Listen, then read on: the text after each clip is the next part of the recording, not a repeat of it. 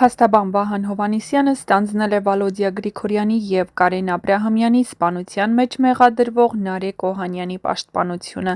Պաշտպանական կողմն ապացուցելու է Նարեկ Օհանյանի անմեղությունը, պաշտպանական կողմն ապացուցելու է, որ հասարակությանը հրամցվող վարկածը մեղմ ասած անհիմն է։ Խորին և անկեղծ ցավակցություններ եմ հայտնում տուժողների ընտանիքների անդամներին, շուտապույտ առողջություն եմ մաղթում վնասվածքներ ստացած անձին։ Նշենք, որ յուրաքանչյուր կասկածյալի իրավունքն է ունենալ իրավական պաշտպան, նույնիսկ ամենահաշվարկված ու ծանր հանցագործությունների մեջ մեղադրվողի։ Վահան Հովհաննիսյանի նման փորձառու փաստաբանի առկայությունը նշանակում է, որ պաշտպանական կողմը թույլ չի տա ընթացքի համակարգային խախտումներ։ Ինչ է սա նշանակում, փաստաբանի հայտարարությունն ապացուցելու է անմեղությունը։ Այս արտահայտությունը բնականաբար հատկանշական շեշտադրում է հոգեբանական ու պրոցեսային ռազմավարության համար։ Այն կարող է նշանակել մի քանի ոչ փոխկապակցված բաներ։ Պաշտպանությունը կարող է փորձել ցույց տալ, որ բացարձակապես բացակայում են ապացույցները կամ որ առկա ապացույցները բավարար չեն։ Այն փաստը, որ Նարեկ Օհանյանի պաշտպան Վահան Հովհաննիսյանը հրապարակավ հայտարարում է ապացուցելու ենք, որ մեղադրանքն անհիմն է, նշանակում է մի պարզ բան՝ մեղադրյալն իր մեղքը չի ընդունում, բայց այստեղ կա մի նուրբ ու հետաքրքիր պահ՝ իրավական դաշտում չի ընդունում մեղքը, դեռ չի նշանակում, որ նա բացարձակապես ժխտում է իր ներգրավվածությունը։ Դա կարող է նշանակել տարբեր բաներ։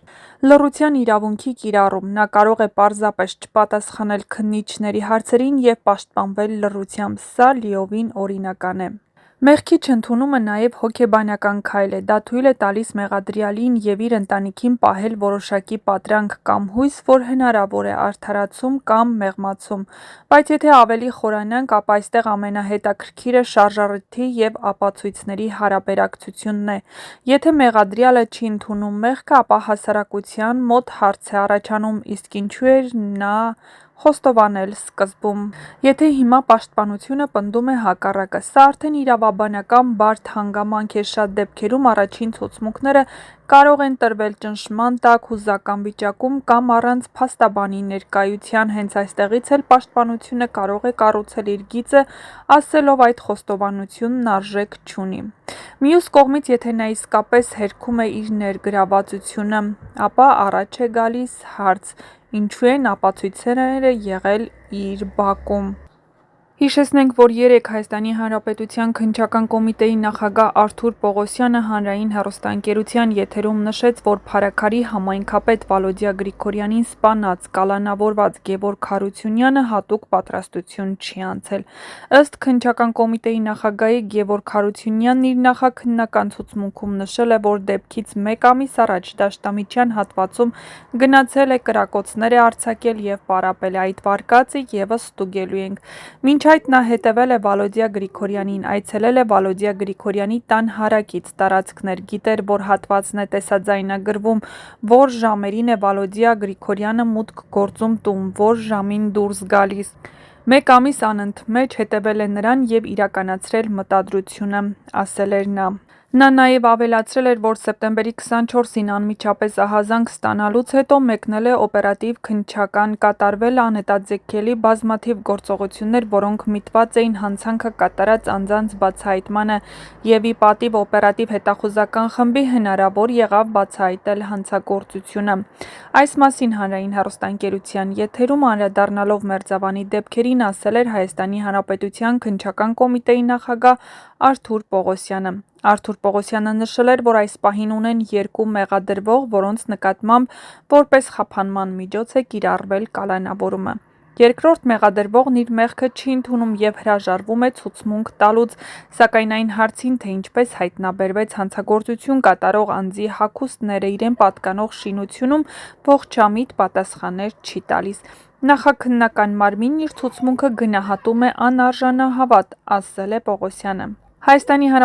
Քննչական կոմիտեի նախագահը նշել է, որ հիմք են ընդունել այն հանգամանքը, որ հանցագործության իրերը հայտնաբերվել են Օհանյանի տարածքում, ինչպես նաև այն փաստը, որ իր տարածքում այրվող տարայի մեջ նետվել է հանցանք կատարողի իրերը։ Քննչական կոմիտեի գնահատմամբ սա պլանավորված գործողություն է, որի նպատակն է եղել այրման եղանակով թաքցնել հանցագործի հագուստները։ Նշենք, որ Նարեկ Օհանյանն, ով ձերբակալվել է Վալոդիա Գրիգորյանի սպանության կասկածանքով, Գրիգոր Օհանյանի սպանվածի եղբայրն է։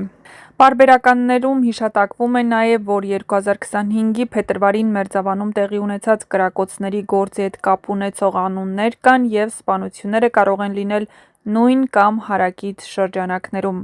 Ընդդիմությունը գրում է, որ Գրիգորյանի սպանությունը քաղաքական է, ոչ թե պարզ հանցագործություն։ Գրիգորյանն ընդդիմադիր ղեկավար էր, այսինքն իր գործունեությունը քաղաքական էր և սպանությունը կարող է լինել քաղաքական ֆոնի վրա։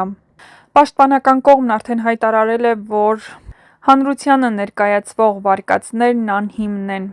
Հիշեցնենք, որ Փարաքարում տեղի ունեցած աղմկահարույց սպանություններից հետո սեփական դիմումի համաձայն զբաղեցրած պաշտոնից ազատվել է նաև Քննչական կոմիտեի Արմավիրի մարզային քննչական վարչության պետ Հրաչյա Ղազարյանը։ Նշենք, որ Նարեկ Օհանյանն այս տարվա փետրվարի 5-ին Մերձավանում հնչած կրակոցներից սպանված Գրիգոր Օհանյանի եղբայրն է։ Գրիգոր Օհանյանը ՔՊԱ-ական Մհեր Ախտոյանի հորաքրոջ որդին է, սպանվել էր հենց իր ծննդյան օրը։ Ժողովուրդն էլ գրել էր, ասում են, մարդասպանը Վալոդիա Գրիգորյանին սպանելու համար պատահական օր չի ընտրել, այլ հարազատ եղբոր ծննդյան գիշերը։ Վալոդիա Գրիգորյանի եղբայրը սպանված Գրիգոր Օհանյանի սպանության գործով մեղադրյալներից մեկն է ու գտնվում է տնային կալանքի տակ։